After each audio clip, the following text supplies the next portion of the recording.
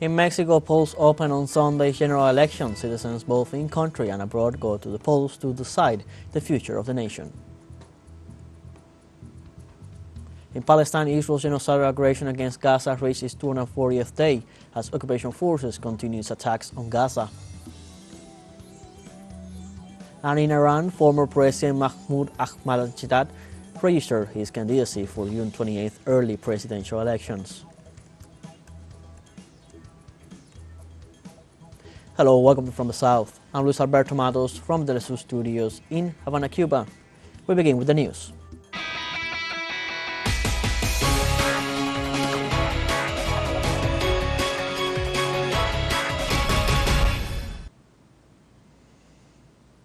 We now go live to Mexico as President Andrés Manuel López Obrador is currently casting his vote in Sunday's key general elections that is being held in Mexico this Sunday, June 2nd.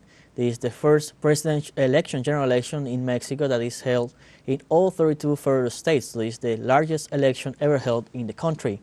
These are live images that we're getting from Mexico as the current president of the Mexican state, Andrés Manuel López Obrador, exercises his democratic right in these key elections that are held this Sunday in Mexico and abroad, as millions also of Mexican citizens are going to the polls that have been set up by the electoral authorities in different embassies and consulates abroad the nation, in different countries, mainly in Europe, in the case of Spain and France, and in the United States, where there is a large number of Mexicans that are currently casting their votes. Polls open on schedule in Mexico at 7 a.m. local time, and Mexicans are going to the polls to decide the future of the nation. Today, over 100 million Mexicans are called to go to the polls to elect not only the president of the nation, but also 128 senators and 500 federal deputies. Mexico is also electing today numerous local authorities from governorships, municipal presidencies, auxiliary positions, union seats, and local council members. The voting is expected to go on until 6 p.m. local time. By that time, polls will close and the vote counting process is likely to begin. These are the images we're seeing from the President Andrés Manuel López Obrador as he exits the polling stations where he exercised his right to vote, currently greeting all Mexican citizens that came here to exercise also the right and vote in these key general elections as the nation continues to transform for a better future and a prosperity that has been reached in the past few years under the administration of Andrés Manuel López Obrador and the struggle for self-reliance and independence in their production capacities, especially in the sectors of oil, which has been a key of the campaign of the administration of President Andrés Manuel López Obrador. So this is a moment in which the president is currently leaving the polling station where he exercised along with his family, his wife, their right to vote in Sunday's key general election for Mexico.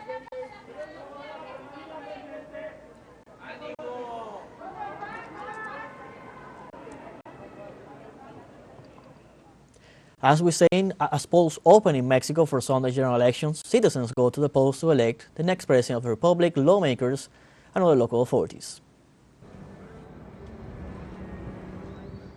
Over 100 million Mexicans are registered to vote for 20,708 public offices.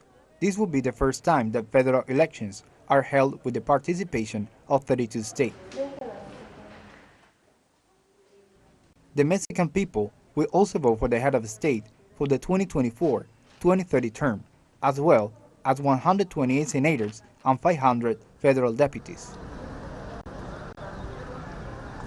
On this day, local elections will also be held to choose 19,738 positions, comprising 9 governorships, 1,098 assembly members, 1,802 municipal presidencies, 431 auxiliary positions, 1,975 union seats, and 14,423 local council members. Regarding overseas voting, the National Electoral Institute reported that more than 12 million Mexicans are eligible to cast their vote from May 20th, either online, by mail, or in person at different polling stations set up at Mexican embassies. According to the electoral regulations, voting will end at 6 p.m. local time, provided that there are not citizens in line to vote. Let's now go over the profile of the presidential candidates. We begin with Claudia Sheinbaum for the coalition Let's Continue Making History. Sheinbaum is a 61-year-old politician and scientist. In 2018, she became the first woman elected head of government of Mexico City with more than 47% of the vote.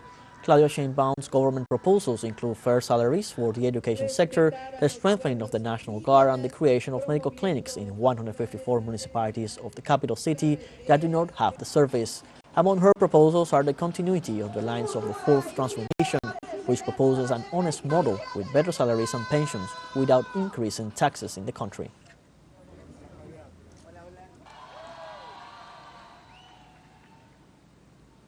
Let's now review the profile of opposition candidate Xochitl Gálvez running for the coalition Strength and Heart for Mexico. Xochitl Gálvez is a 61-year-old computer engineer, businesswoman, and Mexican politician. Gálvez was in charge of the Office for the Development of Indigenous Peoples. She was candidate for governor of the state of Hidalgo and served as senator of the country in 2018. In her political career, Xochitl Gálvez was accused of allegedly plagiarizing her work degree at the National Autonomous University of Mexico. She was the general director of the National Commission for Indigenous Peoples in 2003. During the second debate, she added that there are still millions of people in a state of poverty in the country.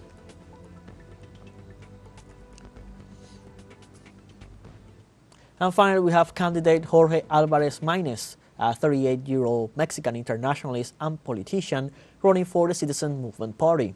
Álvarez proposes the demilitarization of public security, the autonomy of the judiciary, a universal pension system with a gender perspective, and guaranteed access to banking services. In his speech during the second debate, he called for resolving security without militarization, revolutionizing the energy field, having a water plan, and advancing an educational revolution.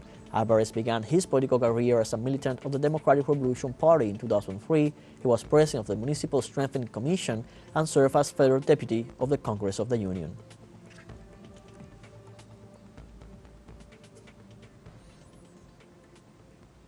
In other news, in India on Saturday, a summary of 6 exit polls indicates that Indian Prime Minister Narendra Modi's Bharatiya Janata Party-led alliance may win an emphatic majority in these general elections.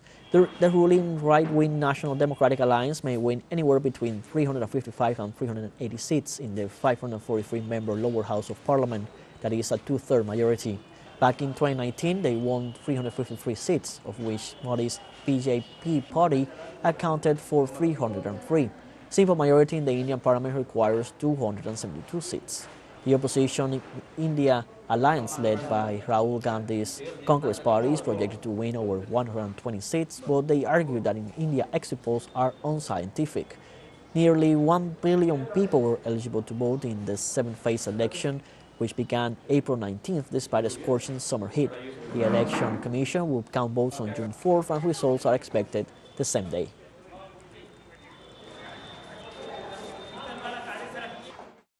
Everybody should stay peacefully and there should be economic steady conditions in the country.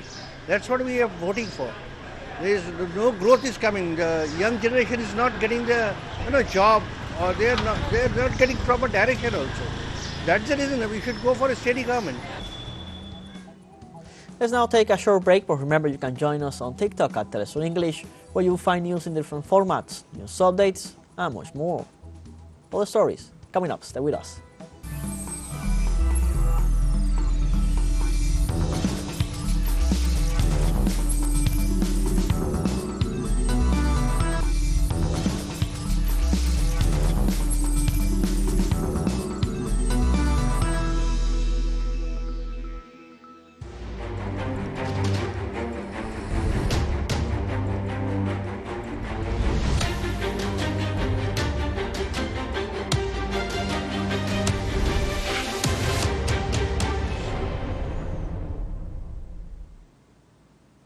Welcome back. In Palestine, the Israeli occupation army maintained intense attacks on the entirety of the Gaza Strip as the ongoing genocide reaches its 240th day. Palestinian civil defense teams search for survivors in a rubble after an Israeli bombardment that occurred early Sunday morning on a residential building in Al-Darash neighborhood in Gaza City. As a result, at least 3 people were killed, including a woman and an infant. Bombings were also reported in Rafah, Han Yunis, Deir al-Balah, Nusayrat, and several neighborhoods in Gaza City. Since October 7th, 36,379 Palestinians have been killed by Israel, while some 50,000 homes were destroyed and drainage networks and roads were bulldozed in most municipalities, according to the emergency committees for the northern Gaza Strip.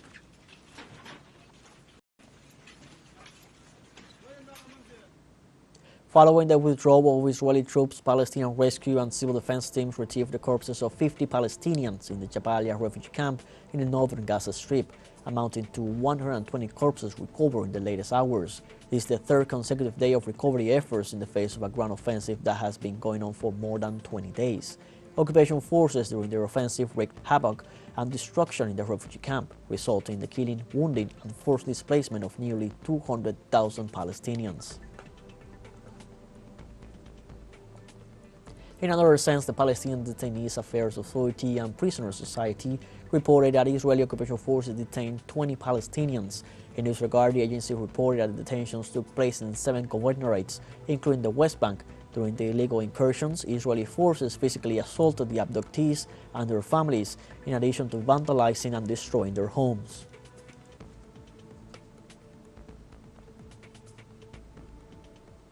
And in Israel, policemen repressed a protest that demanded the resignation of Prime Minister Benjamin Netanyahu and an agreement guaranteeing the return of citizens held in the Gaza Strip. Police officers on horseback charged against protesters in Tel Aviv, where some 120,000 people demonstrated to demand that the government accept the ceasefire agreement announced Friday by U.S. President Joe Biden. According to local media, at least 7 people were arrested during the incident.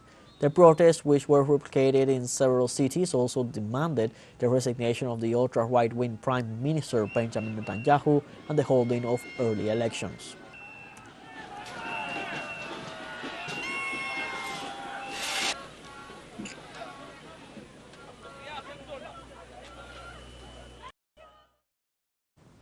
In Peru, hundreds of activists marched to the Israeli embassy in Lima to denounce the crimes against the Palestinian population in the Gaza Strip.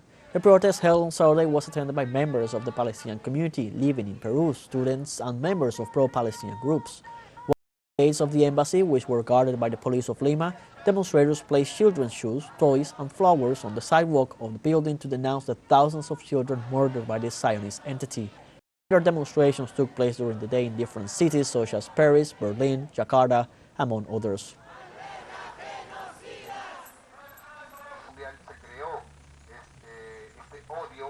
The objects placed in front of the embassy represent children killed in the Palestinian territories. The flowers also have to do with the deaths of innocents that are occurring today in Gaza. In other news, the President of Chile, Gabriel Boric, announced his country's adhesion to the lawsuit filed by South Africa against Israel before the International Court of Justice. On Saturday, the Chilean head of state gave his 3rd annual public address before the National Congress in the city of Valparaiso. During the speech, Boric affirmed that his government condemns violence, terrorism, genocide, and aggression in all corners of the world. In this way, Chile joins Nicaragua, Colombia, Turkey, Egypt, Mexico, and Libya, which also requested to be part of the case, in which Tel Aviv is accused of violating its obligations under the Genocide Convention.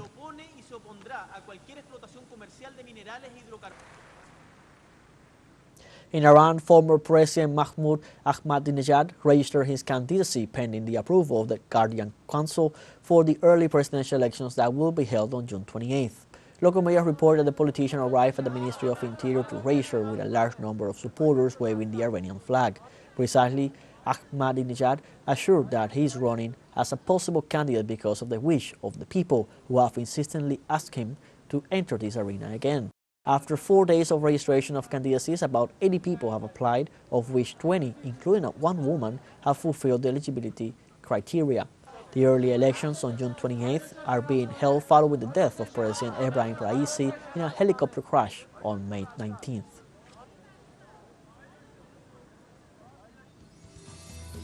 We now have a functional break coming up, but before we invite you to join our WhatsApp community for our English-speaking audience, you can scan the QR code on screen to join directly and share the link to reach more people.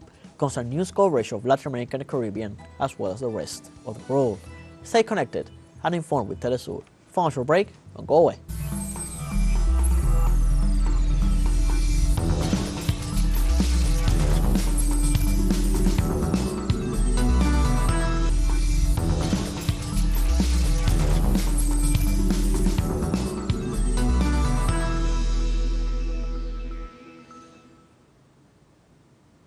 Welcome back. Chile's indigenous community demands social improvements for the Mapuche people from Gabriel Boric government.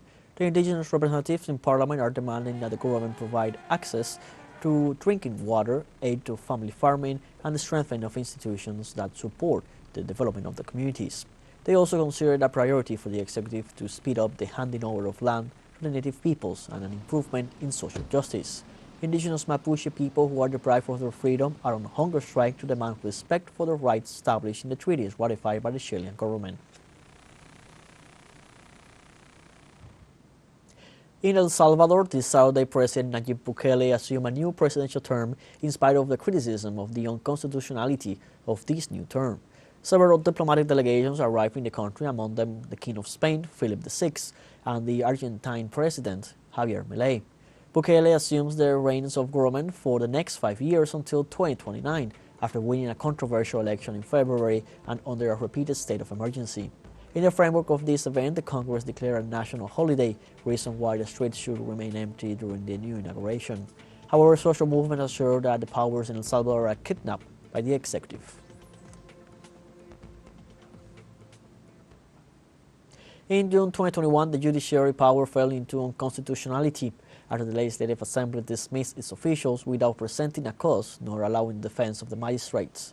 The Assembly did not comply with the Constitution when it attributed to itself powers that did not correspond to it to nominate and elect the new magistrates that occupy the Supreme Court of Justice, since the body in charge of proposing them is the Constitutional Court, which was invalidated by the action of the legislative branch. Finally, the Constitution of 1983 establishes in its Article 88 the alternation of the presidency of the Republic, reason why Nayib Bukele will be out of the Constitution of El Salvador.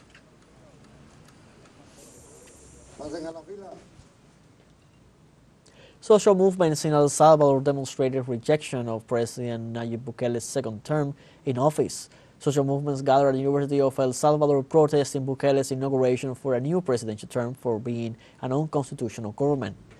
They urged popular sectors and Salvadorans abroad to manifest against the installation of Bukele's de facto government while denying accusations of terrorism attempts regarding the capture of 7 veterans of the armed conflict.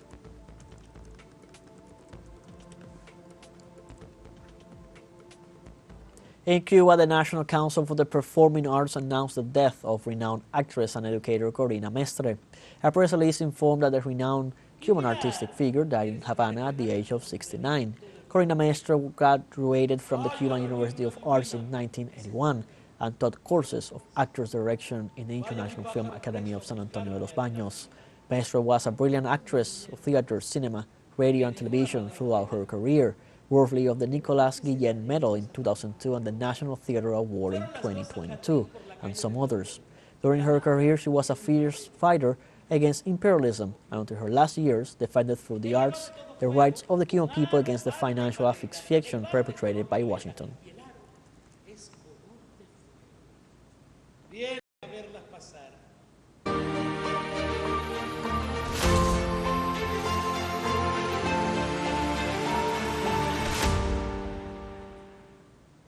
Russia's anti-aircraft defense system shot down Ukrainian unmanned aerial vehicles approaching the city of Belgorod.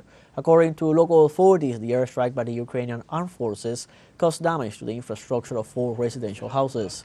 A fire was also reported in a private residential building, and a car was hit by a fragment of the destroyed domes as well.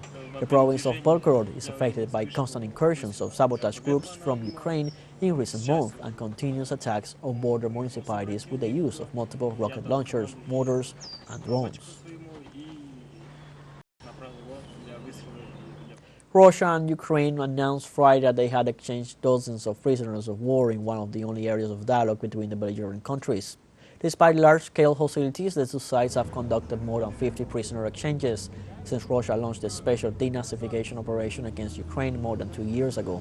The latest exchanges have been hampered by demands from both sides and following the breakdown in January of a Russian plane carrying Ukrainian prisoners to an exchange point.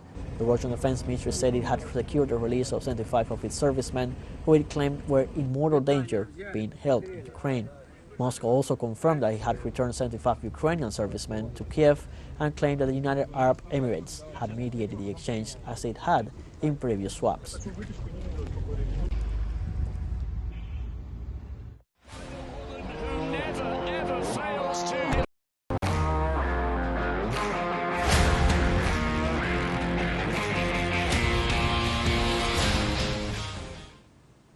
This Saturday, Real Madrid set a new milestone in sports, winning its 15th UEFA Champions League title, 6th in the last decade. Underdog Borussia Dortmund came out strong in the first 50 minutes of the game, having 3 clear chances to open the score, but a great returning Thibaut Courtois and the far post denied Dortmund the prize. Returning to the pitch for the second half, Real Madrid brought their game to the top, led by a relentless Vinicius Jr. to awake the Vikings' offensive play. In a very Real Madrid fashion, in the last 15 minutes, Dani Carvajal put Madrid in front in style in a set-piece action from a corner kick. Vinicius was in charge of putting the cherry on the cake with a great finish from a Jude Bellingham assist.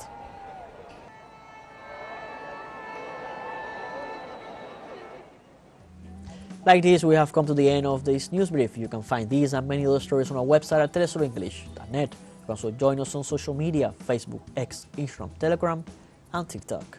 For teleSUR English, I'm Luis Alberto Matos. Thank you for watching.